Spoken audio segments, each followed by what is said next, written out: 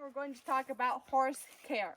So as you can see right now, my brother is brushing out the tail of the horse from all the cockle barrels from a recent trail ride.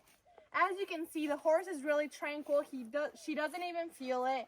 And something interesting about Tennessee Walkers is that no one in our ranch has ever seen Tennessee Walkers kick. So it's easy just to be here and you don't have to be afraid of the horse kicking you or anything happening. But you still want to be cautious about it. Well, Right yeah, now obviously. I'm standing close enough to her where if she kicks me, it'll hurt less than if I'm farther away. So, Dad, do you want to talk a little bit about the importance of the horseshoes? Well, with the Tennessee Walker, as with most horses, we usually trim our horse's hooves and shoe every 6 to 8 weeks. He does a nice job. These are flat shod horseshoes, standard horseshoes for trail and western pleasure riding. So he's due for another one in about the next week or so. So it's really important to take care of the horse's shoes because that will help you walking or galloping or whatever you do. Well, just when the horse feels good, you feel good. What about the brushing? How do you brush properly? Well, We can do that with Sindicato because he's dirtier. to brush properly, it's important to go with the flow of the actual hair. So like as you can see, most horses in this part of their body, they have like these hairs going up. So can I use it really quick? So if you see, if I try to brush down, it doesn't look correct. So if I brush, wait, I actually have no idea if you actually do it this way. Okay, a disclaimer. We are confident with Rosita, but as my brother said, you should be cautious because we wouldn't be this confident with another Tennessee Walker horse that is, I don't know, a stallion or a less confident horse. And then working with the horse as you're grooming, you're trying to go with the grain of the hair.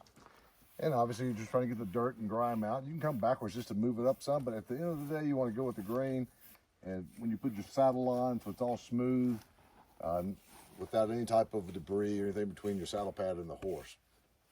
And how often do you have to vaccine the horses? We usually give inoculations twice a year, usually influenza, flu.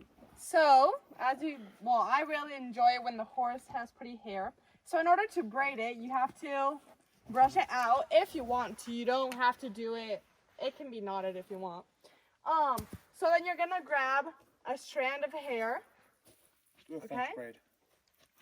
Oh, well, there's different types of braid. First, I'm gonna show you just a simple braid where you grab a strand of hair and split it in 3 parts. And then you're just gonna cross over and cross over and cross over. And then you're just gonna continue that till you get all the way to the bottom, right?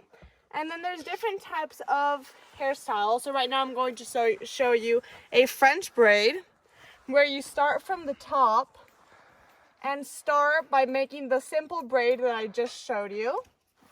Oh, sindicato. So you're gonna do a simple braid and then you're going to start pulling strands of hair and putting it in to a part of the braid.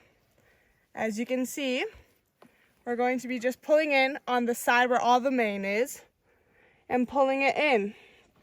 Oh, sindicato. As you can see, it'll start to take the shape of a French braid and you will finish it all the way when you get to the end. And yeah, those are different types of braids that you can do.